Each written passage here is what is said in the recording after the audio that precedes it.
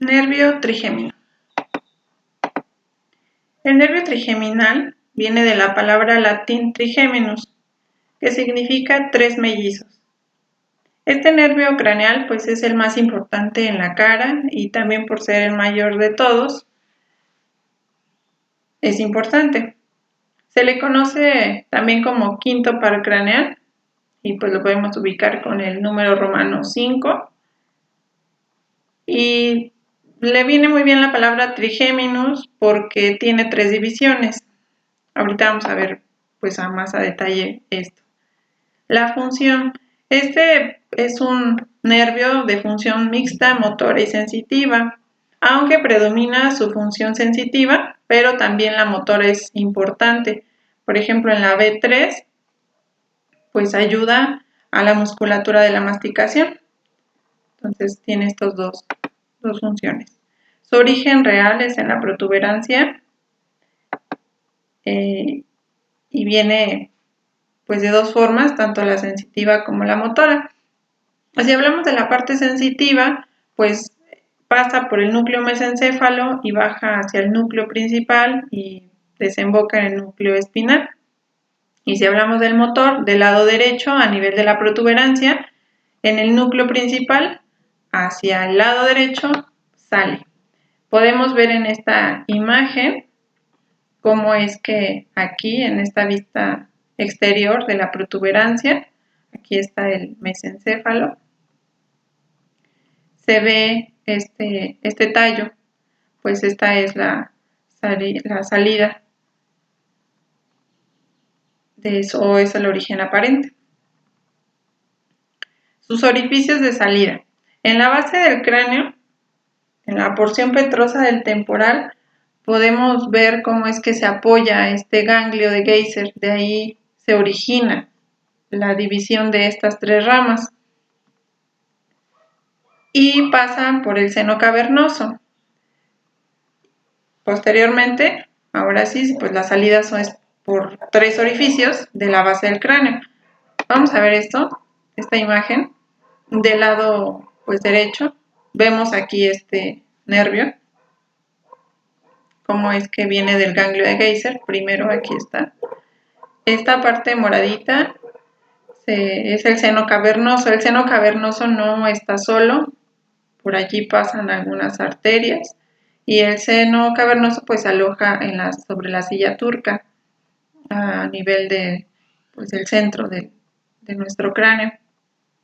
Y de ahí, al pasar por el seno cavernoso, pasan las tres ramas para salir por los agujeros.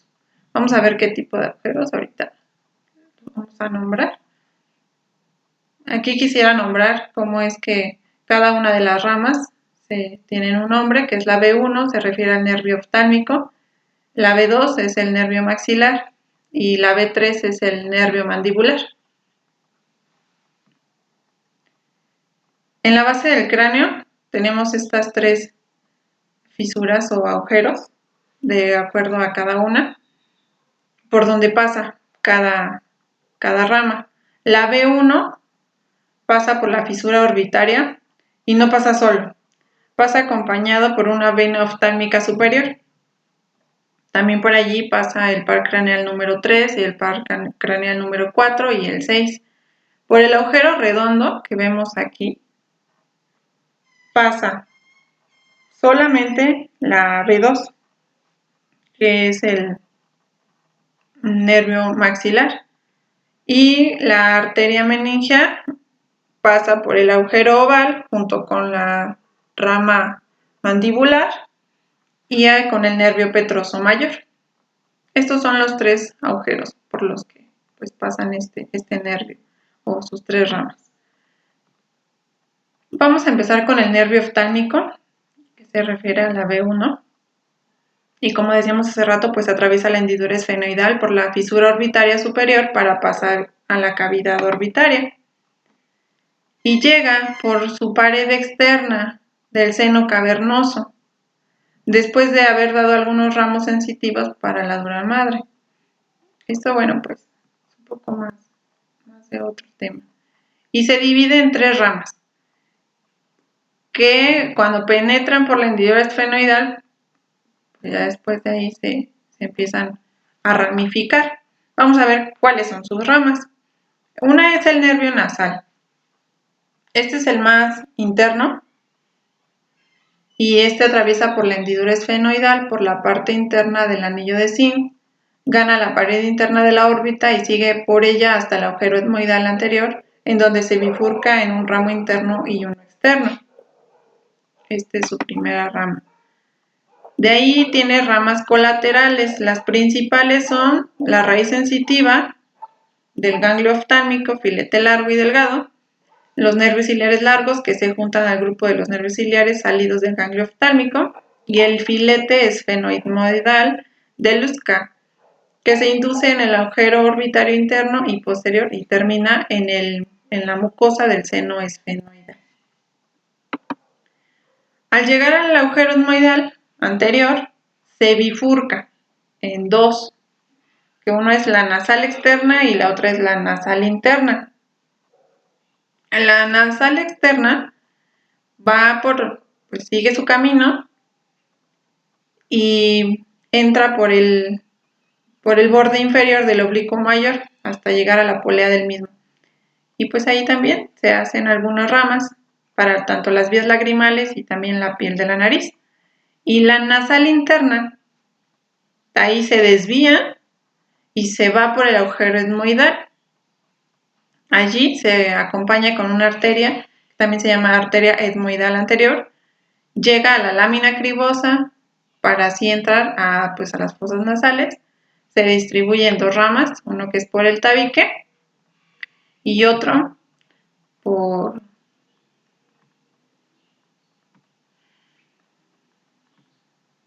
Al llegar al agujero etmoidal, decíamos, y uno por el tabique y el otro pues para la pared externa de las fosas nasales y la piel de la nariz. El nervio frontal. Esta es otra rama del mismo nervio oftálmico y este penetra en la órbita de la hendidura esfenoidal al área por fuera del anillo de zinc y se divide en dos ramos. Este es el frontal externo y el frontal interno. El frontal externo escapa por la órbita, por el agujero supraorbitario y ahí pues suministra algunos ramos para alimentar al periósteo y piel de la región frontal, toda la parte de la frente y también una parte del párpado superior y pues el seno frontal arriba de nuestra nariz. Y el ramo frontal interno se distribuye por la pared interna de la región frontal, pero esta es por el párpado superior y la raíz de la nariz. Y por último el nervio lagrimal, que este penetra en la órbita por parte más externa de la hendidura esfenoidal, sigue la pared externa de la órbita, ahí se bifurca y termina en un ramo interno que se distribuye sobre el párpado superior y la piel adyacente, acabando en un arco que se anastomosa con el patético y con un filete del nervio maxilar superior, que ese es un ramo orbitario. Y el ramo externo, pues inerva la glándula lagrimal. El ganglio oftálmico o de Willis es un pequeño engrosamiento situado en la parte externa del nervio óptico. Tiene una forma cuadrilátera, recibe ramos nerviosos, tanto aferentes como eferentes, y sus ramas también son tres, que una es la raíz larga sensitiva, viene desde el nervio nasal, su raíz es corta, bueno, eso pudiéramos decir que es un poco importante. Y sus ramos eferentes también son de 8 a 10, se dirigen hacia el globo del ojo y después de dar algunos filetes muy finos a la vaina externa del nervio óptico o a la arteria oftálmica, pues perforan la esclerótida alrededor del nervio óptico. Corren por la esclerótica y la coroides y dan algunos filetes entre estas dos membranas y salen algunos de estos pequeños filetes para el músculo ciliar, el iris y la córnea. Vemos cómo es que alimenta toda la parte anterior superior de nuestra cara. Ahora vamos con el nervio maxilar, que es la B2. Este es un nervio de tipo sensitivo y nace en la parte anteroexterior del ganglio de Geyser. Hace rato veíamos también cómo es que se venía después del seno cavernoso. Bueno, pues se juntan ahí. En plena fosa craneal media, sale del cráneo por el agujero redondo mayor y atraviesa por la fosa pterigomaxilar. Y allí, pues parece una forma de bayoneta. Es la más alta, la más profunda, y ingresa a la órbita. Recorre su piso, solamente el piso infraorbitario, y ahí cuando llega a la región geniana, cambia de forma, obviamente también de nombre, y su forma ahora es de un ramillete, y se llama ahora nervio infraorbitario. En su trayecto da 9 ramas colaterales y una terminal. Lo importante pues aquí es que emite 9 ramas. Vamos a ver cuáles son. Una es el ramo meningio medio. Esta es para inervar solamente pues la dura madre craneal. El ramo orbitario. Veamos hace rato pues el paso. Dice que nace en la fosa pterigomaxilar, penetra en la órbita por la hendidura esfenomaxilar y se divide en 2 ramos. Uno que es lacrimopalpebral y el otro el temporomalar. El malar, obviamente, pues cubre tanto el hueso malar como la región temporal. Y los nervios dentarios posteriores. Eso también es bien importante en este tema de anestesia. Que son 2 o 3, perforan la tuberosidad del maxilar superior por sus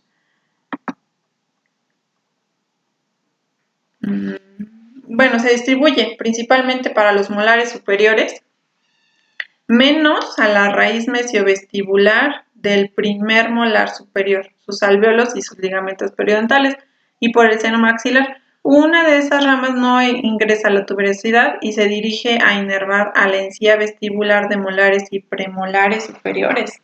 Algo bien importante. El 4. Nervio dentario anterior. Nace antes de que la B2 atraviese el agujero infraorbitario y corre a lo largo de un conducto excavado en el maxilar y se distribuye por los caninos e incisivos superiores.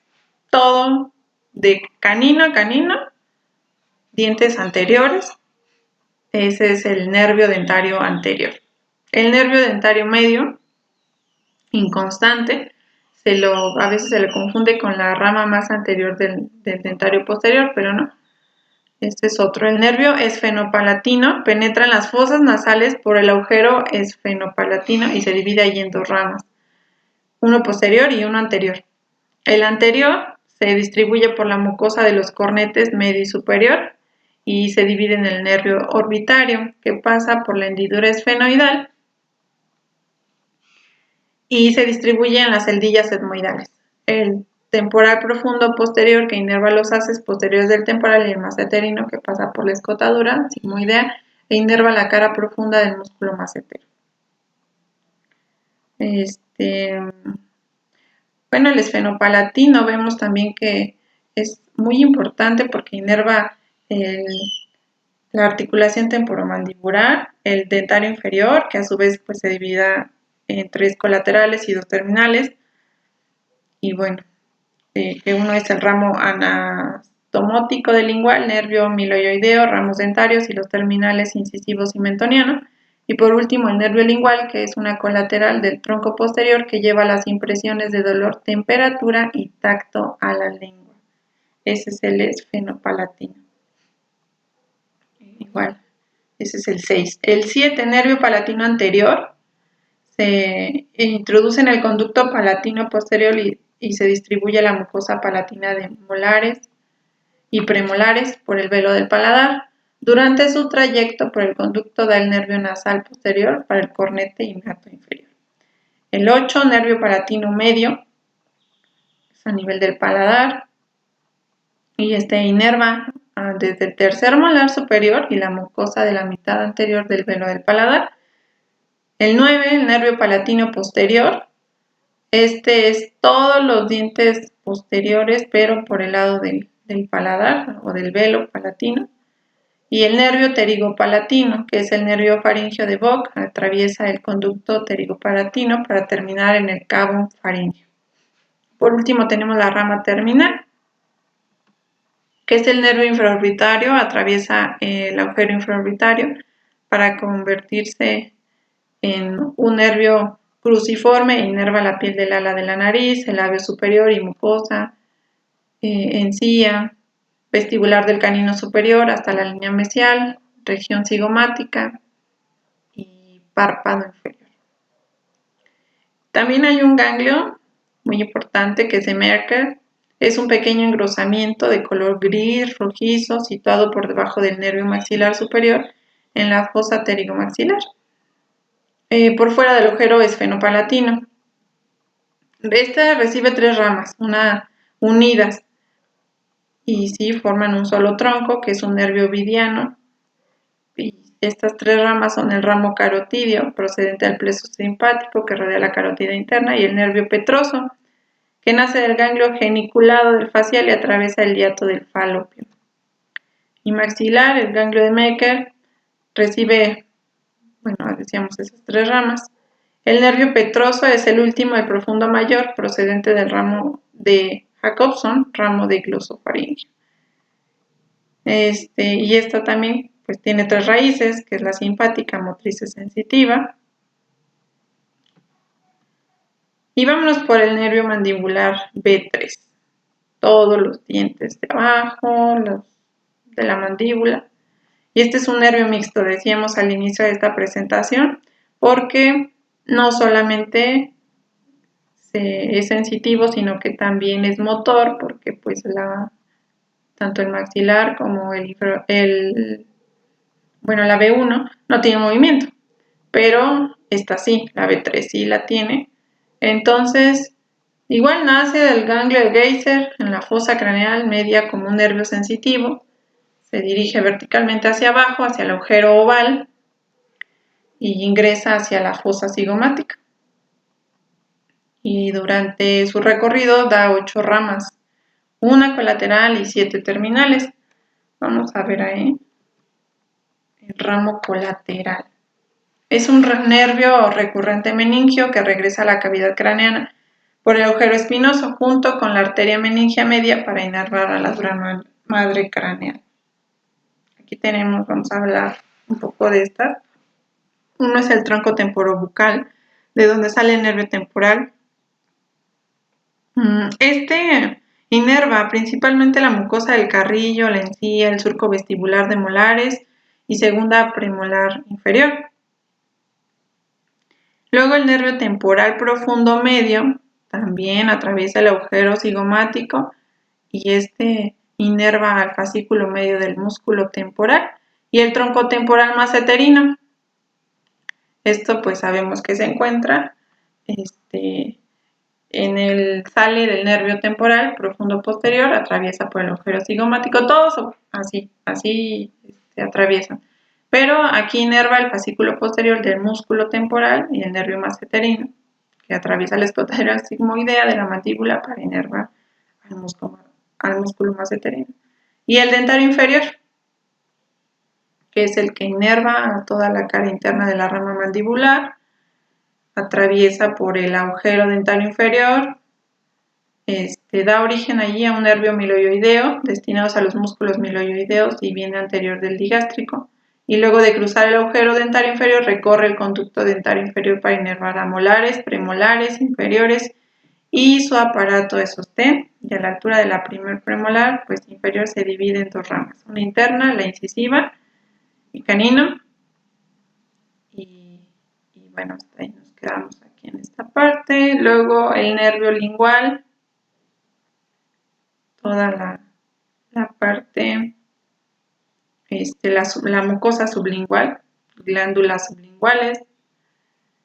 Sabemos que no secretan, estas no lo hacen, solamente inervan para que pues tengan movimiento, por ejemplo, cada vez que hablamos. e inclusive pues alguna sensitiva. Y luego el nervio aurículo-temporal también inervan también a la articulación temporomandibular, la glándula parótida, entre otros.